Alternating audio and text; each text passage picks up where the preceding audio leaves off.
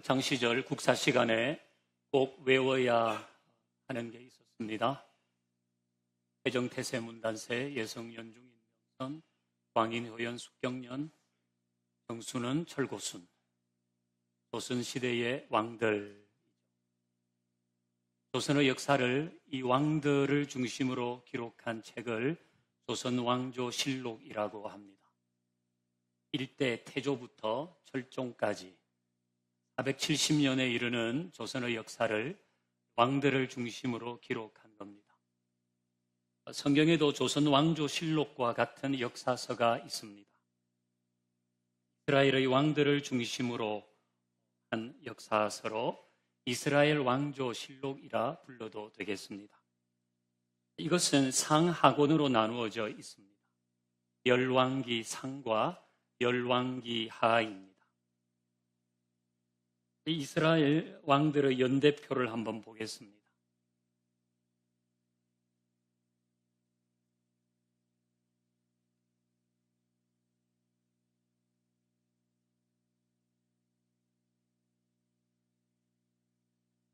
네, 나왔네요.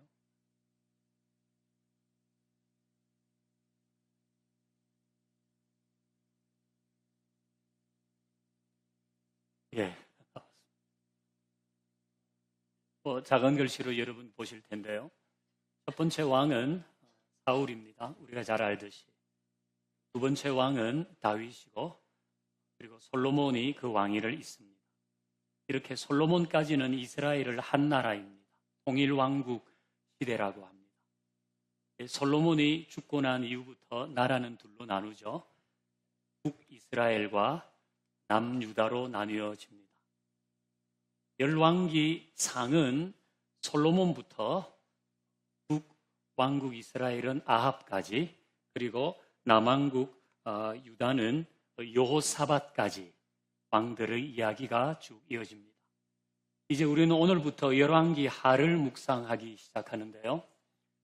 열왕기 하는 북이스라엘은 아하시야 왕부터 시작하고 남유다는 여호람부터 시작합니다. 이렇게 이제 왕조가 쭉 이어져 가다가 북이스라엘은 호세아가 마지막 왕이에요. 여러분들이 보시는 이제 화면에는 사마리아의 멸망이라고 했는데, 북이스라엘의 멸망을 사마리아의 멸망이라고 한 것은 북이스라엘의 수도가 사마리아이기 때문입니다. 남유다는 시드기야 때 멸망하죠. 우리가 지지난주까지 예레미야를 묵상했는데 시드기야가 마지막 왕이었잖아요. 시드기야가 마지막 왕일 때 예루살렘이 멸망했습니다. 이렇게 표기한 것은 남유다의 수도가 예루살렘이기 때문입니다. 이제 오늘부터 우리는 열왕기 하를 묵상하는데요. 열왕기 하에 처음 등장하는 북이스라엘의 왕은 누구라고요? 아하시야입니다. 아하시야. 이제 우리가 성경을 읽을 때 내가 대충 어느 시대쯤 와 있는지를 아는 것은 매우 중요합니다. 그냥 읽는 것보다는 내가 지금 이 정도 와 있구나, 그렇게 이제 읽으면 더 유익하겠습니다. 이제 우리 오늘 본문을 같이 볼 텐데요. 먼저 2절을 같이 보겠습니다. 2절 같이 읽으십시다. 시작. 아하시야가 사마리아에 있는 그의 다락 난간에 떨어져 병들매 사자를 보내며 그들에게 가서 에그론의 시인 바알세붑에게 이 병이 낫겠나 물어보라 하니라. 아멘. 아하시야가 나오죠. 아하시야가 사마리아에 있는 그의 다락 난간에서 떨어져서 병이 들었습니다. 이 사마리아라고 하는 표현은 왕의 궁이 있는 사마리아를 말하는 거죠. 아하시야가 왕궁의 다락 난간에서 떨어져서 병이 들었다는 겁니다. 사람이 살다 보면 넘어질 수도 있고 떨어질 수도 있습니다. 그래서 위중할 수도 있습니다. 그런데 그 다음에 보여주는 아하시야의 행동은 상식 밖입니다. 그는 신하를 보내어서 에그론의 시인 바알세붑에게 가서 이 병이 낫겠는가 물어보라고 합니다. 이거는 내 병 들었으니까 바알세부백에 가서 내 병을 고쳐달라고 좀 하라. 그런 이야기인 겁니다. 이 바알세부은 가나안의 주신인 바알의 아류신입니다. 그러니까 하나님이 금하신 우상의 한 종류입니다. 명세기 아시아는 여호와를 섬기는 신정국가인 이스라엘의 왕인데 자기 병을 여호와께 고쳐달라고 하지 않고 바알세부백에 가서 고쳐달라고 합니다. 이건 상식 밖의 행동입니다. 제가 목사인데 병 들었다고 하십시다. 그래서 여러분에게 기도를 부탁하면서 제 병이 낫기를 하나님께 구해 주십시오. 이렇게 하는 게 상식이잖아요. 제가 조계사 불자들한테 가가지고 내가 병이 들었으니까 내 병 나을 수 있도록 불공을 좀 들어주세요. 이거는 제 본분을 어긴 행동입니다. 그런데 아시아가 지금 이렇게 말했다는 것입니다. 그래서 하나님은 엘리야를 보내십니다. 이제 3절을 읽겠습니다. 시작. 여호와의 사자가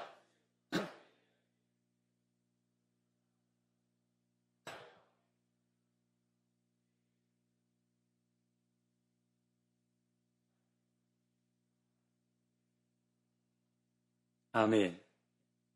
엘리야는 바알세부백에 가는 아시아의 신하들을 가로막아 서서 말합니다. 이스라엘에 하나님이 없어서 에그론의 신 바알세부백에 물으러 가느냐? 이 얘기는 아시아가 하나님을 잊어버렸다는 거 아닙니까? 하나님이 엄연히 계신데 시퍼렇게 살아계신데 어떻게 바알세부백에 가서 병을 고쳐달라고 하느냐? 그렇게 바알세부백에 가는 아시아의 신하들을 가로막았습니다. 이 아시아가 찾는 신의 이름이 바알세붑입니다. 이 바알세붑을 그냥 말 그대로 풀이하면 파리의 왕, 파리의 신입니다. 그러니까 병균을 옮기는 팔이 있잖아요. 바알세붑의 뜻은 파리의 왕 또는 파리의 신입니다. 당시 사람들도 파리가 병균을 옮긴다는 것을 안 것 같습니다. 실제로 파리는 더러운 곳에 모여 있잖아요. 동물의 사체나 사람의 시체에 모여 있다가 사람에게 균을 옮기는 거예요. 그래서 병이 드는 경우가 많습니다. 당시에도 그래서 생기는 병이 많다고 생각한 것 같습니다. 그래서 사람들은 파리를 다스리는 신인 바알세붑에게 가서 내 지금 파리로 인해서 그 병균 때문에 병이 든 것 같은데 바알세붑께서 파리의 왕이시니까 내 병을 낫게 해달라. 그렇게 했다는 겁니다. 그러니까 파리가 옮기는 병이 있을 때 그 병을 고치기 위해서 사람들은 바알세붑을 만들고 그 바알세붑에게 가서 자기 병 낫기를 소원했다는 겁니다. 자, 이렇게 아시아도 이런 이유로 바알세붑을 찾았는데요. 이런 바알세붑을 찾는 아시아에게 하나님은 엘리야를 통해서 이스라엘에 하나님이 없어서 바알세붑에게 가느냐 그렇게 말했지 않습니까? 너 이스라엘에 하나님이 없어서 파리의 신에게 가느냐? 이 얘기인 겁니다. 다르게 말하면 하나님을 잊어버리면 사람들은 파리도 무서워할 만큼 허약한 존재가 되는 겁니다. 하나님이 희미해지면 그 인생에 하나님이 없어지면 사람들은 그 하찮은 파리도 무서워하고 부는 바람도 무서워하고 온갖 걸 다 두려워하는 것입니다. 하나님이 없는 인생은 이렇게 허약한 존재가 되는 거예요.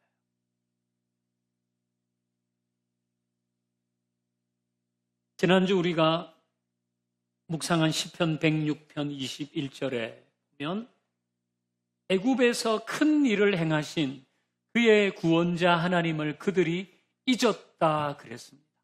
이건 출애굽할 때 하나님이 어떻게 하셨는지, 이스라엘 백성들에게는 어떤 은혜를 베풀어 주셨는지 그걸 잊어버렸다는 겁니다. 이건 참 잊기가 쉬운 게 아닙니다. 우리가 알듯이 출애굽 당시에 10가지 재앙이 있었습니다. 그리고 홍해를 건넜습니다. 우리 중에 코로나를 잊은 사람은 없습니다. 이 코로나가 재앙이라고 한다면 10가지 재앙은 이것보다 더 심한 겁니다. 10가지 재앙의 첫 번째가 뭡니까? 피 아닙니까? 피. 그러니까 애굽에 있는 모든 물이 피로 변하는 거예요. 여러분이 어느 날 아침에 일어나서 수도꼭지를 틀었는데 피가 나온다고 생각해 보세요. 샤워기를 틀었는데 피가 나온다고 생각해 보세요. 그거 잊어버릴 수 있습니까?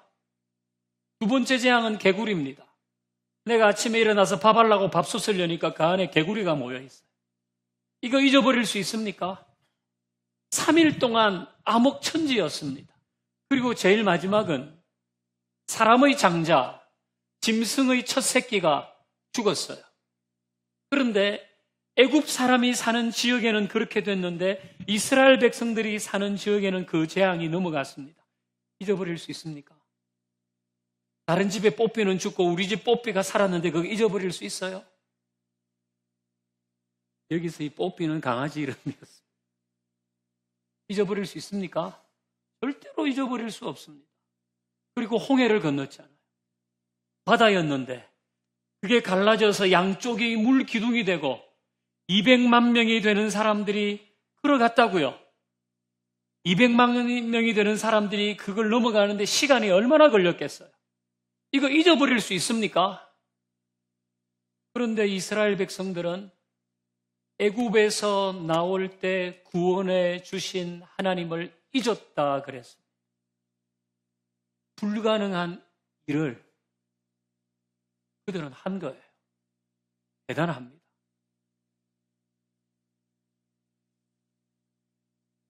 이스라엘 백성들이 하나님을 잊어버리면서 그들은 자기들 마음대로 살고 자기들끼리 싸우고 지도자를 질투하고 하나님을 원망했습니다. 하나님이 희미해져서 그런 거예요. 혹자는 인생을 기억과 망각 사이의 투쟁이라고 합니다. 기억해야 할 것도 있지만 잊어버려야 할 것도 있다는 거예요. 예, 맞는 얘기입니다. 잊어버려야 할 것들이 있습니다. 그건 있는 게 좋아요. 그래서 어떤 사람은 망각의 기술이라는 책도 썼더라고요. 그 책을 내가 대충 훑어보니까 잊어버리려면 4가지 기술이 필요하다. 잊을 건 잊어라 그랬어요. 잊을 건 잊어야죠. 그런데 하나님을 잊는 것은, 하나님을 잊어버리는 것은 그건 비극입니다. 하나님은 잊어버리면 안 돼요. 다 망각해도 하나님에 대한 기억, 오늘 내가 이만큼 살 수 있도록 하나님이 베풀어 주신 은혜, 그건 잊어버리면 안 되는 거예요. 이사야 49장 15절 보니까요, 여인이 어찌 그 전 먹는 자식을 잊겠으며 라는 말씀이 있습니다. 이건 하나님이 비유적으로 하신 말씀이죠. 어머니가 어떻게 자기가 젖 먹인 자식을 잊어버리겠냐는 거예요. 죽을 때까지 못 잊는 거 아닙니까? 하나님은 그렇게 우리를 잊지 않으신다. 그 얘기죠.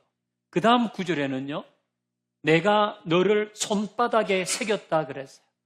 하나님이 우리를 잊지 않기 위해서 손바닥에 새겼다는 거예요. 요즘은 메모를 할 매체가 많습니다. 대표적으로 스마트폰이죠.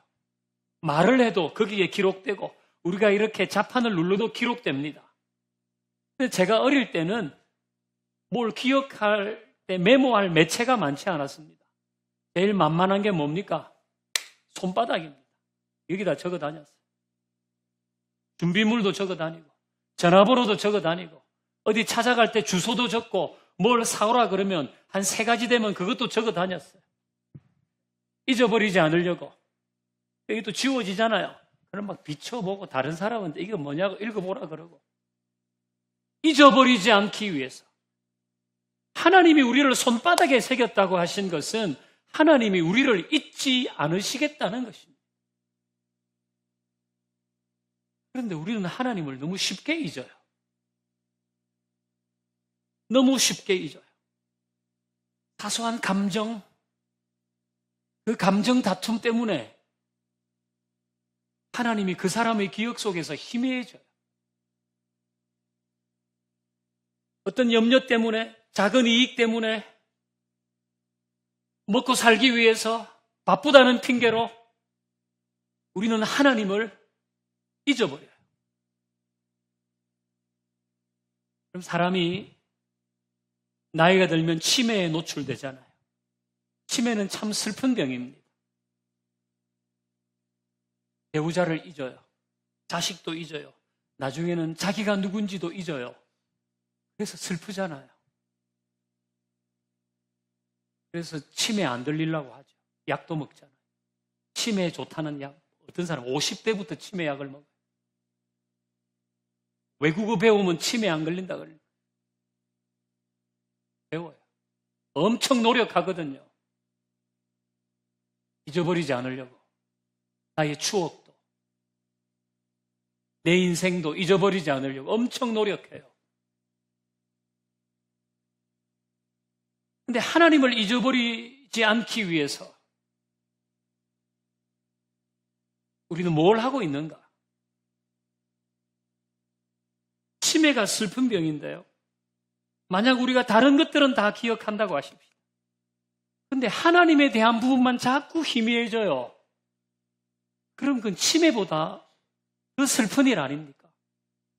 다른 건 왕성한데 하나님에 대한 부분, 하나님의 은혜, 하나님이 어떤 존재인지, 하나님은 뭘 하려고 하시는지, 나는 지금 하나님에 대해서 어떤 생각을 해야 될지 이게 자꾸만 희미해져요. 다른 거는 분명한데 이건 슬픈 일이에요. 우리 치매 걸리지 않기 위해서 약을 먹고 외국어를 배우고 무슨 계산을 하고 게임을 하고 셈을 하고 그림을 그리고 그렇게 한다면 하나님을 잊어버리지 않기 위해서도 뭔가는 해야 되는 거예요. 하나님을 잊어버리면요, 바알세붑과 같은 하찮은 존재에게 절하는 허약한 인간이 되기 때문에 그래요. 그거 따지고 보면 아무것도 아닌데 거기에 매여 살아요. 하나님이 희미해지면. 그렇게 중요한 얘기가 아니었어요.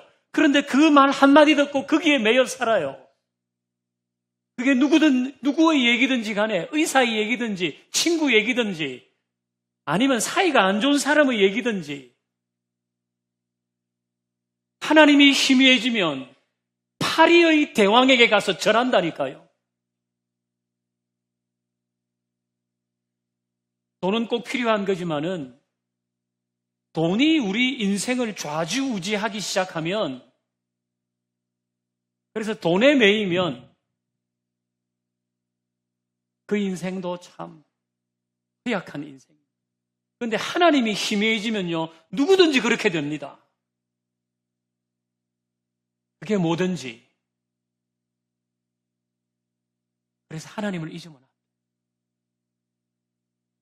잊어버리면 안 돼요. 하나님께서 우리를 자기 손바닥에 새겼다. 잊어버리지 않기 위해서. 우리는 어떻게 하면 될까요?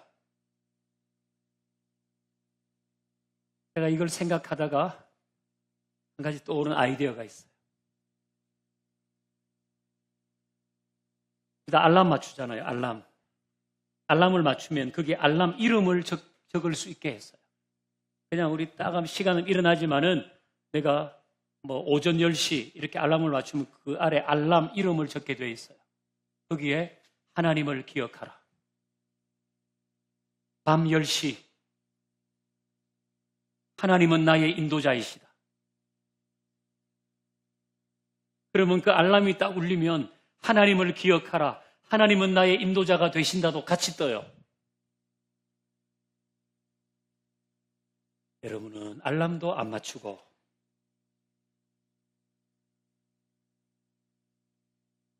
내가 가장 좋은 시간, 아니면 내가 가장 취약한 시간, 그 시간에 하나님을 기억하도록 하는 거예요. 내가 가장 취약한 시간이 몇 시다? 그러면 그때에 하나님을 기억하라. 하나님을 잊지 말라. 내가 가장 좋아하는 시간이 몇 시다? 그러면 그 시간에도 하나님을 기억하기 위한 문장을 쓰면서 알람을 울리게 했어라도 이건 하나님을 잊어버리면 안 돼요. 하나님이 희미해지면 안 돼요. 그럼 어떻게 된다고요? 따지고 보면 별 중요하지도 않는 거기에 매여 살게 되는 거예요. 아하시아가 왕인데 하나님이 희미해지니까, 그리고 자기 병들어서 급하니까 이제는 파리의 신에게라도 가야지. 그렇게 되는 거예요. 우리는 하나님이 베푸신 은혜를, 하나님의 존재 자체를 잊어버리지 마십시다. 자, 바알 세부백으로 가는 아하시아의 신하를 엘리야가 막고 섰죠. 그리고 엘리야가 그들에게 말합니다. 다시 아하시아에게 돌아가서 내가 하는 이 말을 전하라.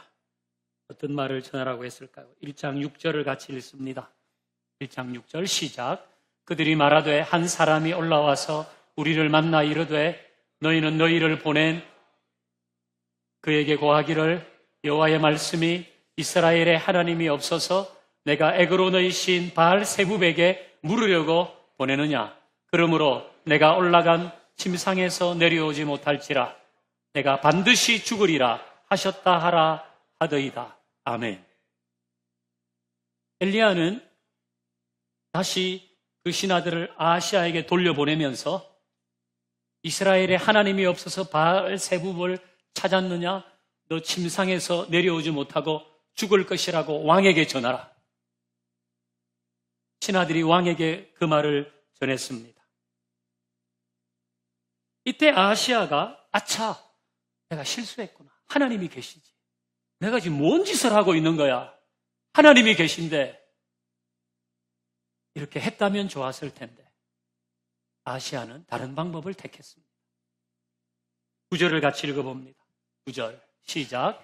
이에 50부장과 그의 군사 50명을 엘리야에게로 보내매 그가 엘리야에게로 올라가 본즉 산 꼭대기에 앉아 있는지라. 그가 엘리야에게 이르되 하나님의 사람이여 왕의 말씀이 내려오라 하셨나이다. 아멘.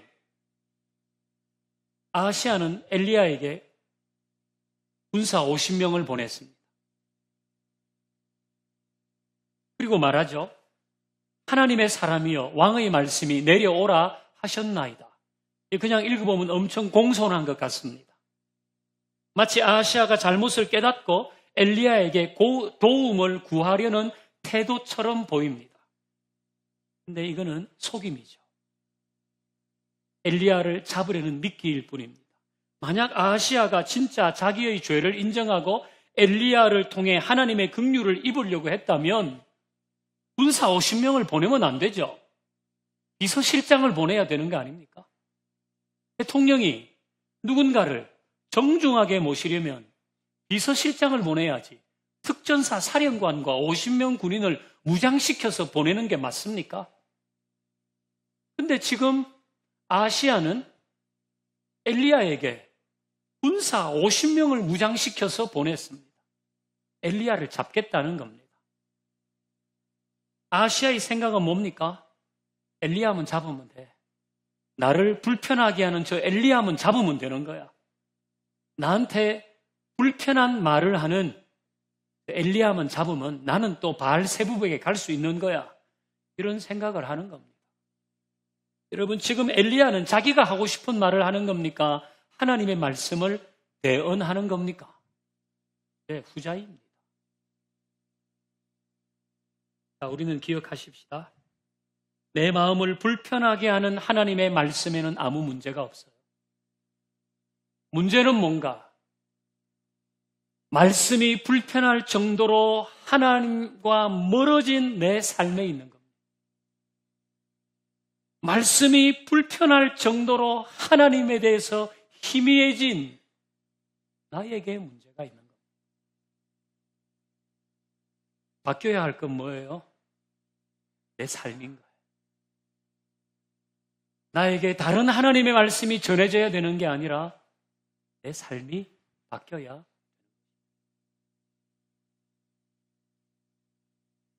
엘리야를 찾으러 온 군인들은 어떻게 됐습니까? 하늘에서 불이 내려와서 모두 죽습니다. 이 정도면 아하시야는 하나님의 경고음을 들어야 되는 거죠. 그런데 50명의 군사를 다시 보냅니다. 이 50명도 또 하늘에서 불이 내려와서 죽습니다. 그러면 이번에는 이 하나님의 경고음을 무시하면 안 되잖아요. 그런데 또 군사 50명을 보냅니다. 이 50명은 어떻게 됐을까요? 내일 큐티에 나오니까 내일 큐티를 하세요.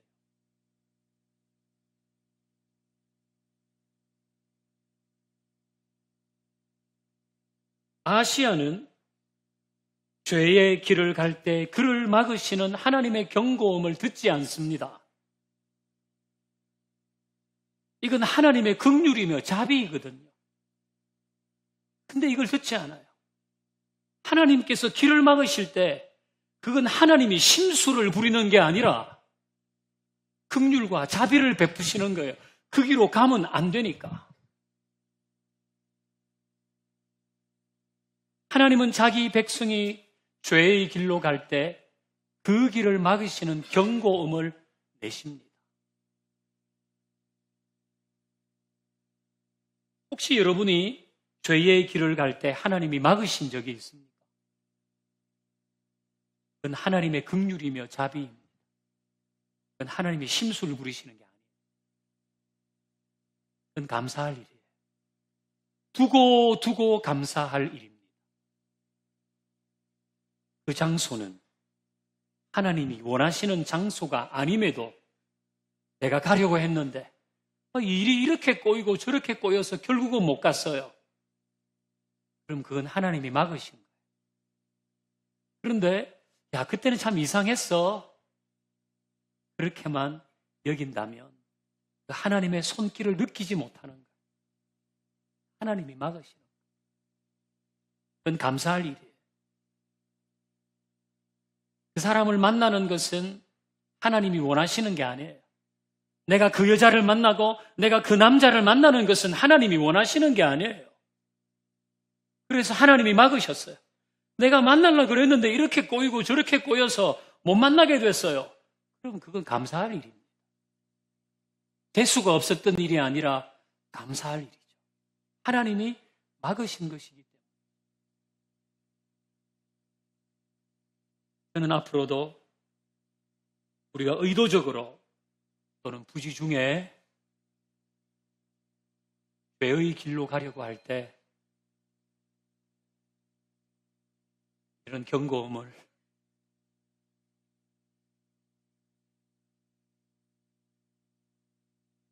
우리가 의도적으로 아니면 부지 중에 누군가에게 속아서 죄의 길로 가려고 할 때 하나님이 막으시는 긍휼을 베푸시길 바랍니다. 그리고 무엇보다 우리는 하나님이 막으시는 경고음을 들을 수 있기를 기도하십시다. 그게 지금 하나님이 막으시는 경고음이구나. 그거를 들을 수 있기를 기도하십시다. 내 귀에서 왱왱거리는 소리가 나든지 배가 아프든지 어지럽든지 가슴이 쿵쾅거리든지 어딜 가다가 넘어지든지 아니면 누가 와서 무슨 말을 하든지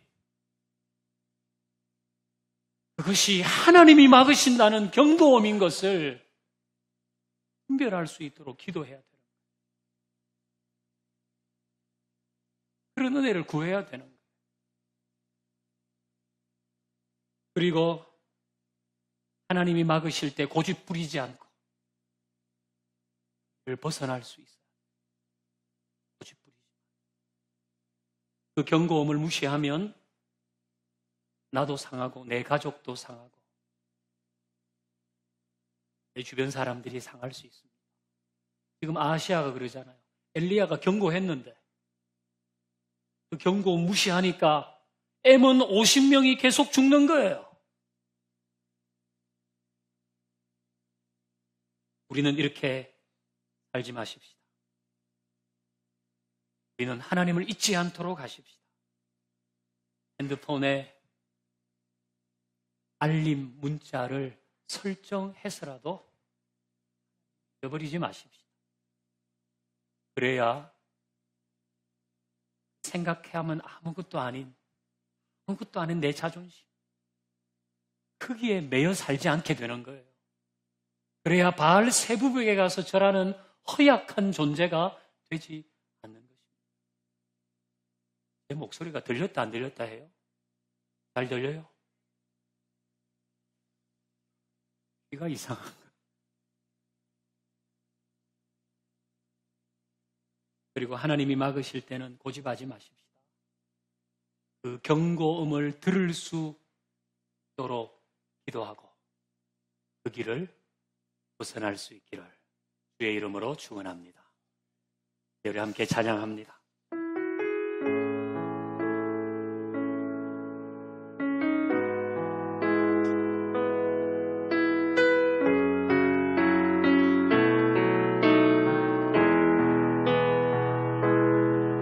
주께서 다스리네 내 삶을 주께서 다스리네 내 삶을 주께서 일하시네 지금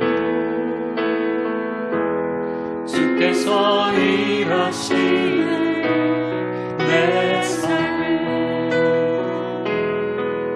주께서 다스리네 이 땅을 주께서 다스리네 이 땅을 주께서 일하시네 이 시간 주께서 일하시네 이곳에서 주님만 의지해요. 주님만 의지해요. 주님만 의지해요. 주님만 의지해요. 예 주님 주님만 의지해요. 주님만 의지해요.